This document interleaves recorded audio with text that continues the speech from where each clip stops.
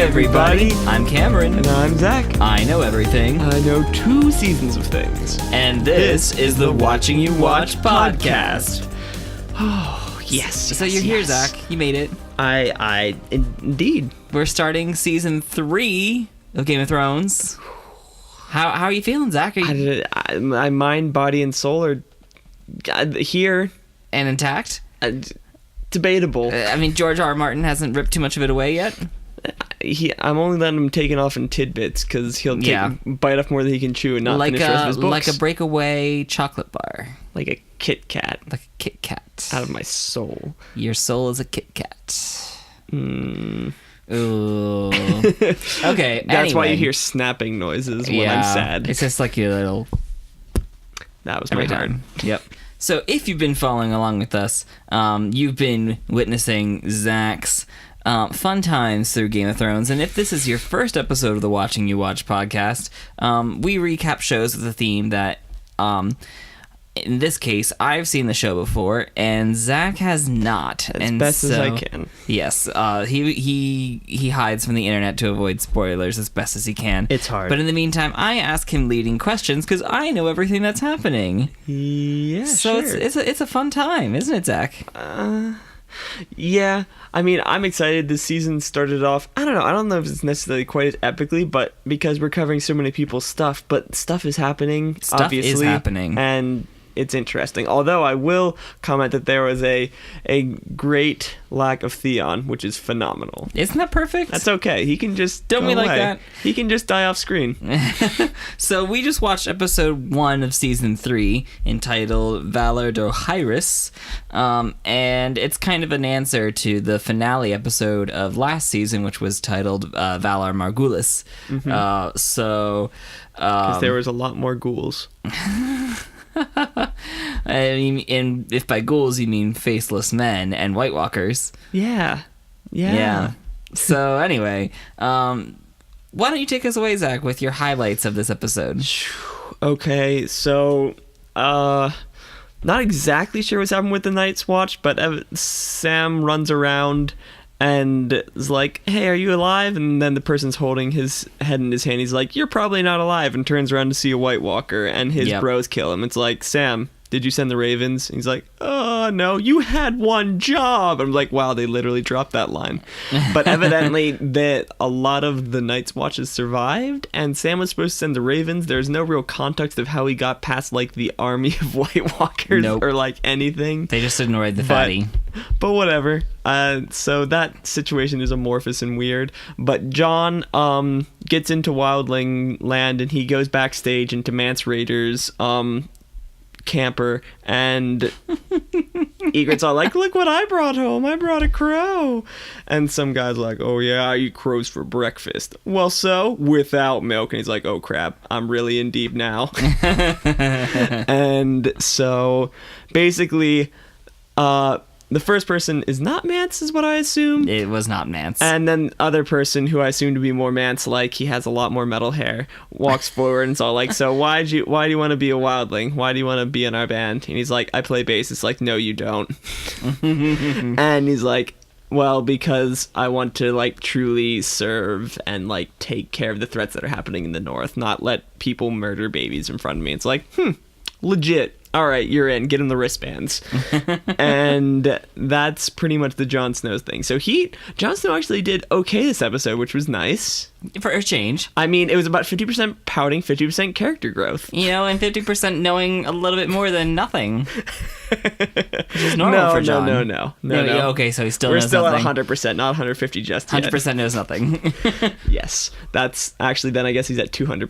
200% knows nothing.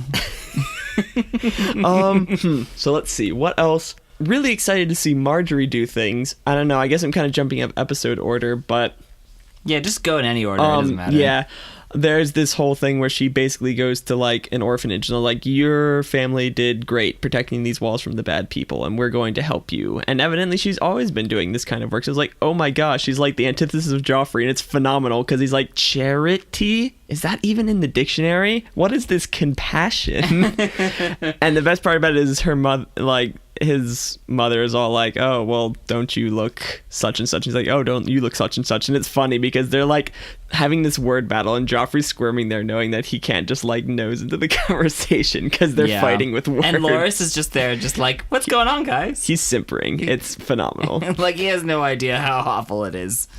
It's so good. It is so good. good. That's an interesting development. Also, Tyrion tries to take his claim to Castle Rock because he points out that his brother is a knight and therefore cannot marry, and his father's like, seriously, you're just lucky that I let you be around here. I'll give you suitable place to be and whatever, and probably find you a good wife to make sure our family still looks good, but don't expect, like a parade and a box of chocolates every time you go into battle and get stuff. I have plenty of scars, get over it. So he basically tells Tyrion to like suck it up. And also, very bad point that he throws is, if he ever catches another whore in his bed, he will hang her, and that's not great. Yeah, we're immediately like, oh no, Shay. Well, Rose first, then Shay, but still, I don't want to lose either. Which brings me to one of the highlights of the episode was actually, Littlefinger is all like, hey, Sansa, like, do you want to get out of here? And she's like, yes, but how? And he's like, you have to do exactly what I say. And she's like, cool. And meanwhile, Rose and Shay are talking, and they're all like, Rose totally calls Shay on like not being highborn, which is funny because that's like her whole thing to Tyrion. He's like, oh, I'm highborn from across the seas, and he's like, or I'm mysterious and I'm not going to tell you anything. Exactly, but she knows immediately. Yeah, what's up, and she's basically just like, word of advice to people who had to work their way up from the bottom. Be careful for Sansa because Baelish is bad news. Yeah. Goodbye. Kind of ominous. Yeah, like it was such like a tongue-in-cheek little conversation, and then immediately she sees that they're done with the conversation. She drops that and is like, oh, yeah, that little bomb. No. So things aren't getting any better for Sansa. Let's see. Sir Davos lives, which is great. He lost his knuckles and also his Kasan, which sucks a lot. And he actually gets saved by his pirate friend, which I just thought that he died off screen, but he's alive. And he calls in the favor to go and see Stannis, which Stannis has basically just been holed up in his thing, like being like Lord of Light forever, burn all the infidels at the behest of Melisandre. So against his good friend pirate man, Sir Davos walks in there and is all like, so how's it going? You're still the true king, and also you should really get this lady out of here. Like, seriously, she's bad news. And like, then I'm about to murder her. And Melisandre's all like, oh well, I could have basically, all the predictions I said, she said, like, I could have stopped the people from burning in the fire. Can't you hear their screams? Da, da, da, da. And it's like, don't worry, your son wasn't led astray. He was, he died the most pure death there is, by fire. And he's like, I'm gonna cut you. And she's like, I'll pray for you. Go I love to the dungeon. I love her. She's just like, she sends him away, and she's like, I'll be praying for you. It's like, so backhanded. Oh, it sucks. Yes. Anyway. So that's that. And let's see, in Harrenhal, Robert gets there with Stark crew. Yeah. And they see that basically Lannisters have left camp and pretty much murdered everyone there, but like a very fortunate maester. And he's all like, put Mummy in a cell. And Talisa's like, really? And he's like, I'm the boss. And he pulls up his big boy pants. Or whatever. But yeah, I don't know. That's honestly about all we got from Camp Stark, other than just like, dang, that sucks. And what about Daenerys? She is now in Slaver Central trying to buy herself an army. Her dragons are getting bigger and fishing and being awesome. And he's like, they need to be bigger, faster. And he's like, listen, honey, just like you can't make a chia pet grow faster, nor can you make your dragons grow faster. And she's like, I need the soldiers now. So they start looking over these soldiers who are made to be like basically soulless husks made to war, and it's, I don't know, I was half expecting Jorah to understand the language they were saying and then just tell her that they're being butts and her to just burn them on the spot. But it just then goes to her, basically it comes down just like, wow, this sucks for them, this is not great. And the slaver's like, geez, seriously? She comes into like the slave capital of Westeros and is all like, what a little noob. Yep. And Jorah's all like, well, listen, let's buy them. You'll give them a better life than they've had. And she's like, oh, look, a kid playing with the ball. And the kid's like, hey, let's play ball. And she's like, cool. And then all of a sudden there's a freaking death scorpion. Yep. And out of freaking nowhere, Sir Knight Barista comes out and it's like, you don't want to play with these, they're poisonous. Also, get out of here, demon baby. And just like, and then just like teleports. And I was just like, thank God the episode ended, because I couldn't handle any more of that creepy child. But Sir Barristan Selmy comes to the rescue and saves Daenerys from... Yeah, I didn't even know who he was, because he wasn't fate. in gold. Oh, the only other thing that happened is that Bronn had some some fun character growth wherein he asked for a raise. Yeah, that was wonderful. That was pretty phenomenal. I might have to give him best plan. Oh my gosh. Oh my gosh. Because he can definitely receive a raise and be able to save Tyrion for it. I don't know. No, actually, I have better thoughts on that, but that's just my silly thought. But that's about all I can think of that stood out to me from the recap. Yeah, that's a lot though. There's a lot of stuff. There's a lot of stuff happening. And I'm really excited to see what's happening with everything. And no Arya. Yeah, no Arya. Although important to note that Baelish was using Arya as a chip to try and get Sansa out of the city, which is funny. I love how everyone in King's Landing is like, oh, we have Arya, oh, we have Arya, oh, we have And Arya. like no one has Arya. Yeah, no one has Arya. Yeah. So here we are. It's the first episode of season 3. It's a lot about kind of establishing where everybody's at after kind of everything fell apart at the end of the last season, and now we're back here. Mm-hmm. And back together. And it's also clearly about establishing some new directions, some new dynamics. We've got, Mance and Jon. We got Margaery in the capital. We got, all these kind of new dynamics that New places, new dynamics. Yeah.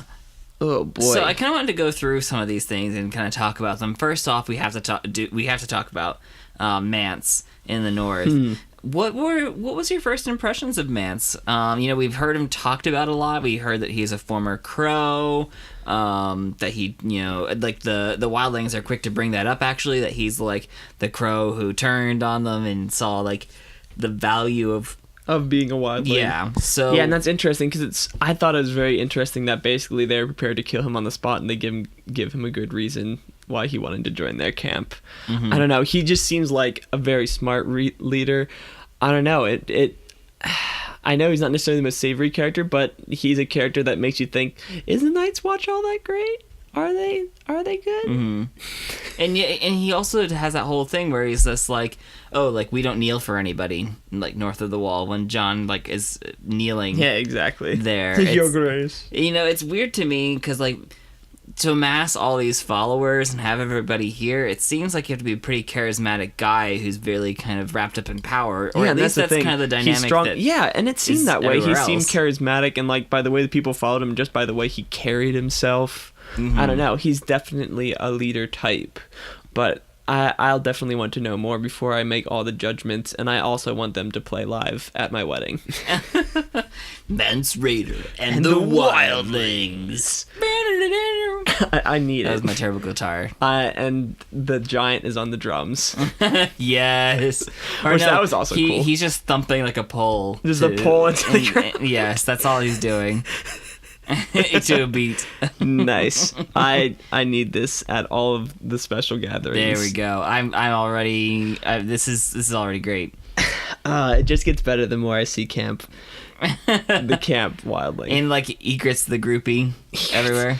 Yeah. No, she's the one at the merch stand that's like gouging people. That's true. She's like the $20 t-shirt. No, this is 50 because limited edition. It was signed by him. Is that a ketchup stain? No, that's his signature. Okay. Yes. And then like she like gets the money for it, and then she turns around and counts it, smells it, and then she's like, suckers. Suckers. This isn't even the real merch stand. It's just pieces of paper on white t-shirts. Nice. Okay, Yeah. so that's that. We also get to see Tywin really in a new environment, not in really like a war context anymore for this first time. And the first time we really see that is when he's having this conversation with Tyrion. He's way in the books. It's like that's the thing. He's either war or bookkeeping. Like he's he's gotta have OCD.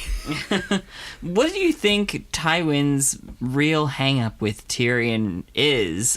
He may not necessarily be blood, but he has to say is because saying he's not blood would be a bigger blow to the family. And it's highly implied. Yeah. Highly implied in that scene. Right. It's like he's going to take care of him because he has his name on it, but my goodness, is he mad that he killed his wife, which was the way to make more heirs, and also that he can never prove that he is or is not his son. Right. But the most honorable thing for the family to do is say, yes, he is my son. It's interesting because they're in this like very private space. And he doesn't and the funny thing is I imagine even before the scene started he had written that whole letter and Tyrion was just sitting there waiting to start the conversation, and finally he got fed up after 20 minutes of writing. It was like, here we go. That was the implication that I was getting from that scene. Yeah. And yet Tywin seriously drops a truth bomb on Tyrion about how he actually feels about all of this. There is no beating around the bush anymore. Exactly. It's there's no chance you're ever getting any inheritance from me other than what is reasonable within my standard, which is not at all what he is truly entitled to as his son. Yeah. And yet I find this interesting. Before this scene even takes place, Cersei comes to visit and Tyrion. She's worried that he's just going to drop the whole "hey, did you know that you have a bastard son" thing. Right. And it's what things are you all that, the Joffrey stuff, and that's what she's worried about, and she knows where Tyrion stands with their dad, but even despite that, she's worried about what he might say. Because she wouldn't want anything, and it's funny because you're thinking the idea of slander, and it's funny because the only time he's ever brought up her Sissy's wrongdoings is when she had someone beaten for stealing a necklace. Yes. Which was rightfully so, and evidently, and that was forever ago, because he says that she was 9 and he could not have been much older, so this goes to show just how significant this meeting must be, because they haven't talked for probably decades. Right. I mean, it's been a while, And at the same time, she's so worried that he'll tattle, and it's funny, because it's the one thing she can control, since she can't control her out-of-control son. True. At the very least, she can keep. We kind of had that realization last season that she could no longer control Joffrey at all. And although it's funny, the thing is, he's still kind of. You saw in the whole thing with Margaery, he still couldn't step in and be like, "That's my wife. Don't talk smack about her." But he's not quite quick enough or anything to do that. Speaking of Margaery, I do want to talk about her because she's another one of these new dynamics that I feel like we have to get to. When we first see her in this episode, she's hanging out with some orphans. So what do you think about this? She's trying to win over the people, which is phenomenal, because if she's vying to be queen, she doesn't necessarily need Joffrey. Which that answers my second question, which was going to be, do you think there's an ulterior motive? Oh, 100%. So you don't think that Margaery is just doing it because she's nice? And I feel as if I feel like there's some of that, but in the same respect, I feel as if there's definitely more. She knows this is the perfect time to be good to the little people for her. She knows how to play the game, and I feel that's part of the reason why Cersei jumps on her, because she knows that her son's not going to do anything, so she's just venting her anger at the situation at her, which is funny because it's one thing she can do, because she can't backtalk her son, but boy howdy can she backtalk Margaery. And I love how it's very evident that Cersei knows that Margaery's going on. Yeah, Margaery's a player. When she comes, when they have that dinner scene there, the first thing that she points out is look at how much skin you're showing. Yeah, look how much skin you're showing, and Margaery's just oh, we have warm blood, and then she kind of smiles and smirks too, and flirts at Joffrey, and she's just gosh dang it, stop it. And she's she was clearly trying to dismantle whatever she was Margaery was trying to do before she could even start. But it totally backfires, and Cersei's just oh, whatever. She's oh man, not another one of me in King's Landing. Who do you think's gonna win that Margaery? 100% that war? Margaery? Done. That cat fight is hands down is gonna be Margaery. Mama's done. Lay down. Oh man. Well, I just love the dynamic that's really established there. No, it's a great I'm dynamic. excited for King's Landing again, because before it was just going to be sort of depressing. Yes. And things still aren't necessarily getting better there. No, but they aren't.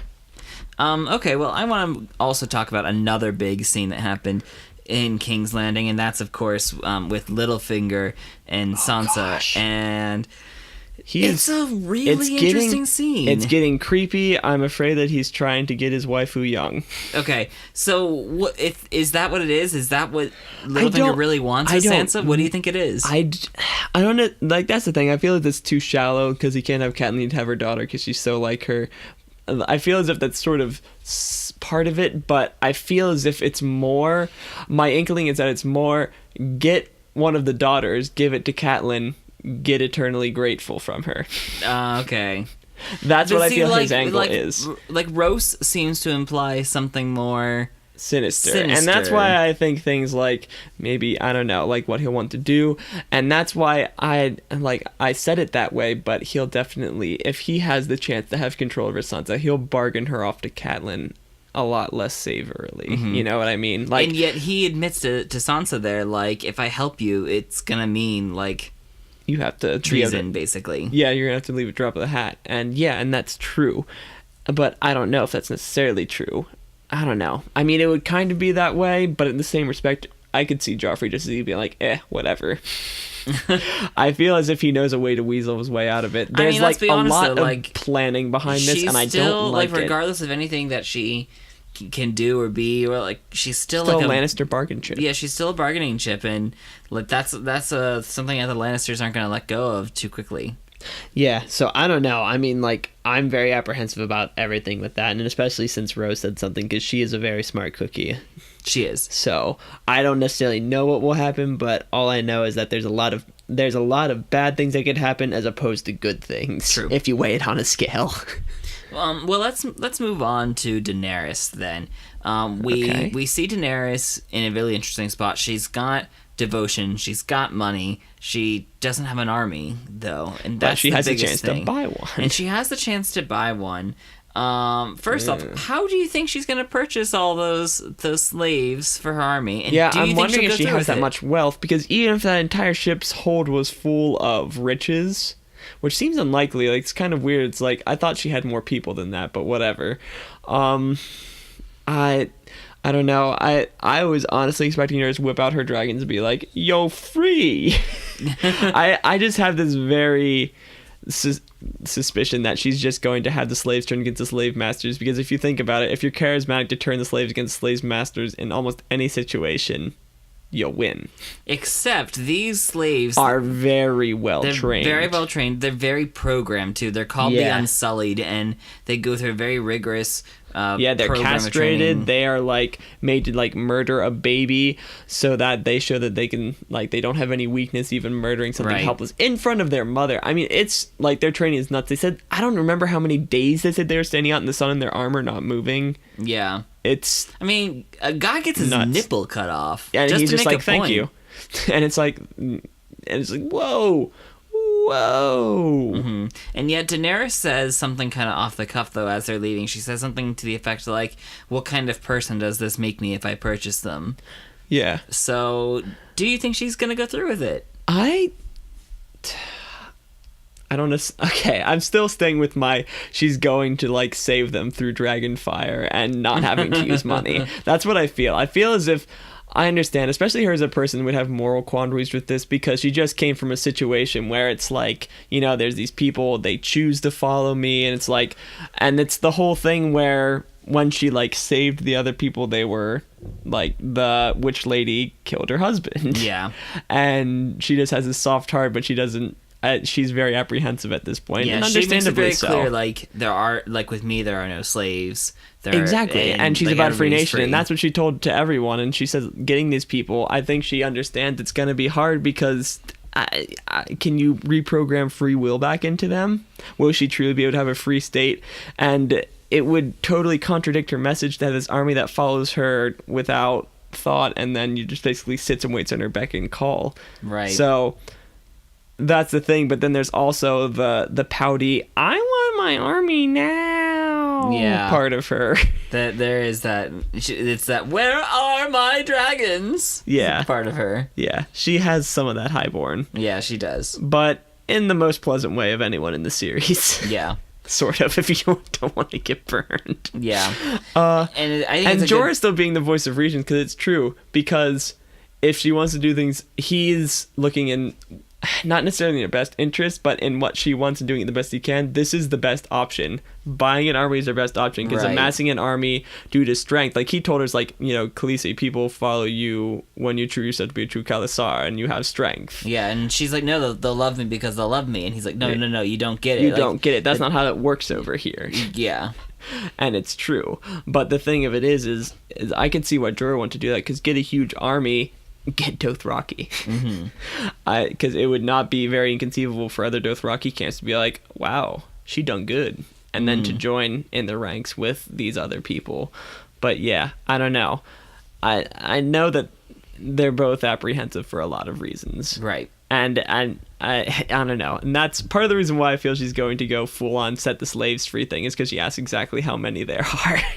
She's not looking for a small amount of She needs them. a lot of soldiers, though, to take Westeros. Exactly. If she's going to do it. So we'll see. I don't know. But it's interesting. Yeah.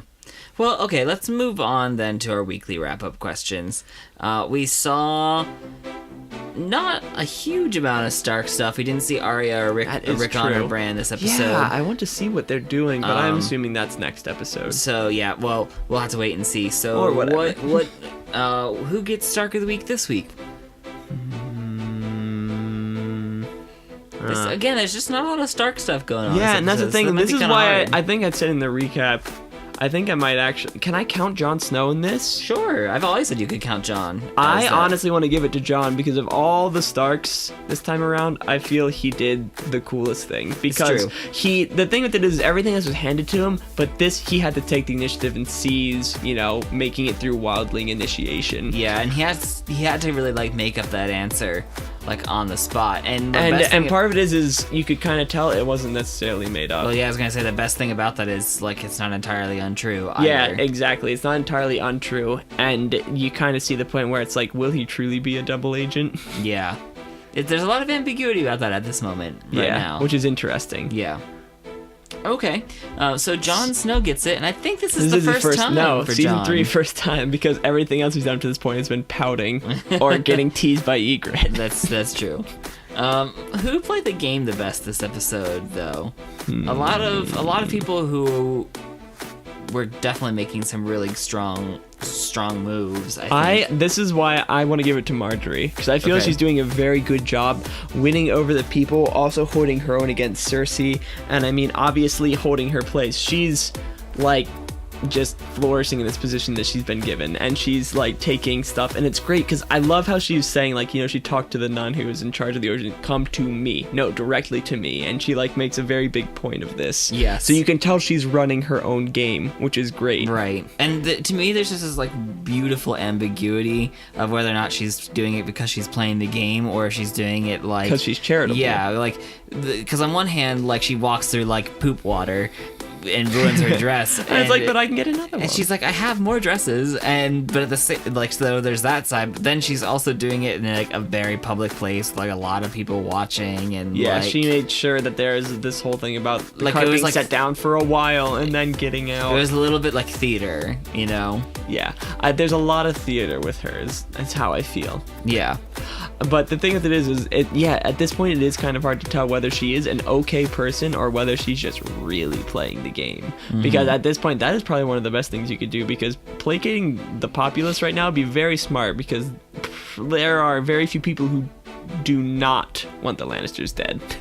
Yes. Other than Lannisters. Other than Lannisters. Even some Lannisters don't want certain Lannisters to be alive. Yes. Well, yeah. Okay, well, best death, worst death is what we would go to we next. need worst too. plan. Well, we'll do that next. I was gonna say, well, we can get to that right now, actually, because I was gonna say there really wasn't anybody who died this episode besides one scorpion that I can think of. Yeah. So we can really skip best death, worst death this episode. Yeah, we're gonna try to remember it, but We're gonna it's try to. weird. Well, I mean, I guess you can sort of just count the massacre at Harrenhal as one sort of Well, yeah, but altogether it thing. didn't happen on camera. We just kind of saw the aftermath of it. Yeah, and that's the thing, and that's what we've seen a lot more of recently. It's not been so much high action and stabbing as it was in like season 1, as Correct. it's been like, oh my god, this has happened. Yeah. So let's move on to best plan, worst plan. You know, like I said, this episode is about establishing kind of the direction for what people want during season 3. So it's very clear what their plans are moving forward. So who had the best one? Who had the worst one? Okay, so plans. Yeah, because Margaery's crown. Oh man. I honestly, what's kind of sad is I feel as if Tyrion might get worst plan.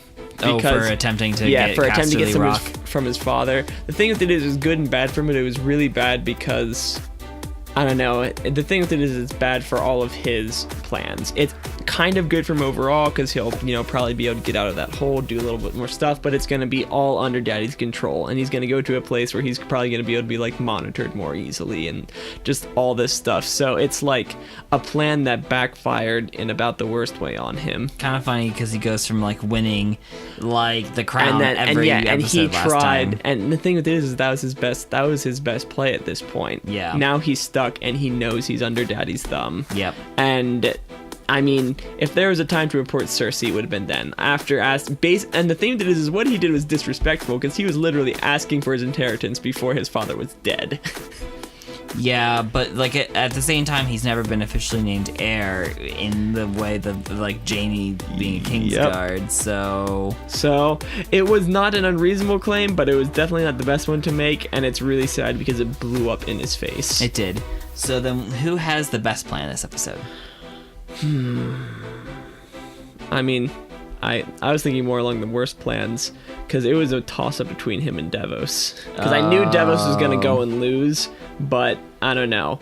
Tyrion's went worse, like, just the teeniest bit worse. Davos is not great, but the thing with it is I feel he has a lot greater chance of living than Tyrion does at this point, sadly. Davos is in prison right now, though. Yeah, but I don't know. I feel strongly for both of them that they're gonna make it through, but what stinks is that Davos kind of knew that it wouldn't necessarily happen, and maybe something may move forward for him, but Tyrion, without a shadow of a doubt, knows that his plan has failed. That's true. Okay, so but best. Yeah, best.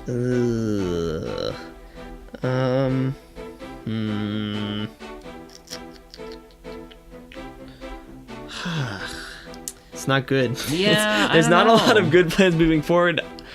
Honestly. What about like Littlefinger and whatever he's doing with Sansa? No, I don't even like it.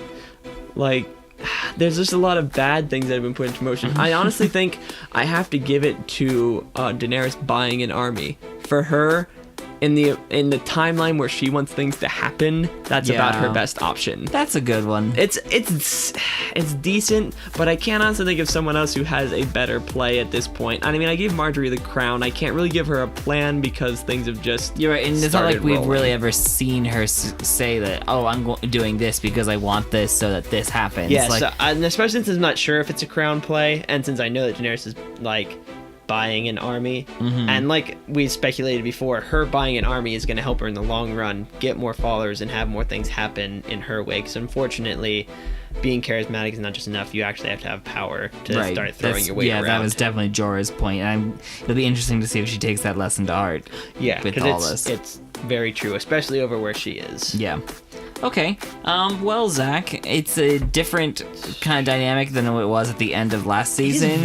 This season is very different. It's interesting. So, do you feel any more hopeful? I mean, in your recap of season 2, you said that it was like a 3.5. I feel a lot more hopeful. I honestly put it on the 50-50, so I'm at a 5. Nice. Because I don't know, I'm just excited about the things I'm seeing. It's interesting. There's lots of time for stuff to play out. We're going to see whether I'm going to be hopeful or less hopeful as time goes on. But yeah. This episode honestly brought me up. I'm more excited to see the show rather than like anxious. Yeah. So it's like it could go either way. Yeah. So I'm really at the point where it could go either way. I'm not more anxious than I am. And that's kind of how I do it, unfortunately, at this point. Because there's no exactly one team that I can root for, because it's split across characters, and even then sometimes it's kind of like, yeah, like, you feel kind of weird rooting for the Starks because you also like Daenerys. Yeah, exactly. And it's sad. Yeah, because you know that at some point people you like are going to have to face off because they have differing like ideologies and everything. Yeah. Well, as always, Zach, it's a pleasure to watch you watch, and I'm glad that we can kick off here with season 3. No, I need to catch up so the internet is not as mired with spoilers. Yeah, that's part of the reason why we're doing this. I think so quickly. We did take kind of a longer-ish break between seasons 1 and 2. I mean, we take time editing, but we sort of factor that into our timetable. We're starting to mix in other watching you watches as we go, but Correct. Hopefully to give you stuff more on a regular schedule. Yes, more on a regular basis. But unfortunately, stay we have weird tuned lives. for that too. Like we wanna be able to do more. We want to be able to hear from you. If you have any questions you have for Zach that you would like us to Always ask willing and to go discuss over. fan theories.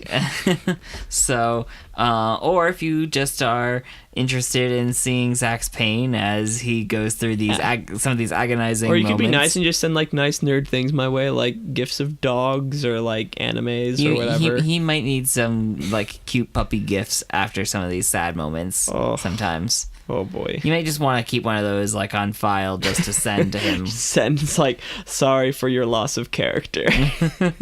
So anyway, but yes, if you are interested in doing any of that, you can connect with us on our YouTube channel. Maybe you're watching this on our YouTube channel. You can connect with us on Twitter or Tumblr. So yeah, just check those places out. And on the iTunes, leave the ratings, leave the That's stuff. true, yeah. Whatever we can do to improve, let us know. Or if you think, hey, maybe there's a section you feel that we should add. And I Yes. don't know. Depending on what you send, maybe we'll divulge and like go back on things. Maybe I'll like write a response on Tumblr or something. It just depends on what you guys send us. Yeah, so bottom line, just, we'd like to hear from you. So there's that.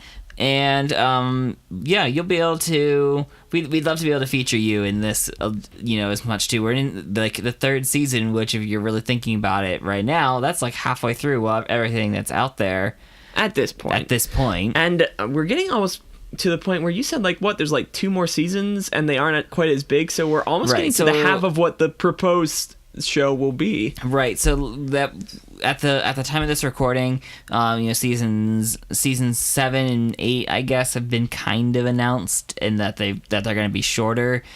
Don't know what that means yet. Maybe we're going to get shorter, but like a fewer amount of episodes, but they're longer and they're more action packed, kind of like something. Yeah. Everything. It's like if every episode was like the Blackwater episode of season 2, Then I'd be okay with that being shorter. I probably couldn't handle 10 episodes of that. My heart would stop. So, and for those of you who have seen season 6, this is kind of just where everything was at in terms of like tension and anxiety all throughout that season. And I don't like Zach said, I don't know I could make it through 10 episodes of that back to back to back to back. So I'm thinking this is a really good decision that they made, but we'll see how this pans out in the long term. It's gonna be some time before Zach makes it there. Yeah, we'll see. So, but anyway, Zach, any more thoughts on season 3? I'm excited. I think you had mentioned to me before that this is a different feel than the first 2 seasons, and I'm kind of glad for it because I feel as if the show itself has like reached its stride as we're gonna cover like characters all over the place and we're going to do it in this very tangible way. I feel as if in season 2 I was still feeling that out, but now I feel like we kind of got it. I know we didn't hit every character, but I feel like every character we hit, regardless of how big their scene was, it was meaningful and really good. Yep. So it's like we got our feet on the ground and now we're ready to kind of change things up. Yeah, and here we are. I don't know. Yeah, because we're finally into we've definitely gotten out of the opening act because like this war started and that's the big world conflict. And there's like other things to come and there's going to obviously be a drop when the dragons and the White Walkers and everything start just like clashing all the time. And yeah, so I'm excited. It's going to be a good season, obviously, because there's more of them. That's one thing that I can know. That's the plus side of watching it behind everybody else. The downside is the spoilers, which are everywhere. And also the what happens when I don't have more syndrome. Yeah, there's that. Withdrawal. Oh dear. Oh well. We all get like that sometimes. It's okay. I have plenty. I'm of like that games. right now with no season 7 yet. Excellent. He just has to feed off my tears. Yeah, they are life sustaining. So. So yeah, if you're doing this, do it with your friends. And I don't know, just you have a good one. May the dragons be with you and all that. Yeah, and all of that. So we'll see you next time.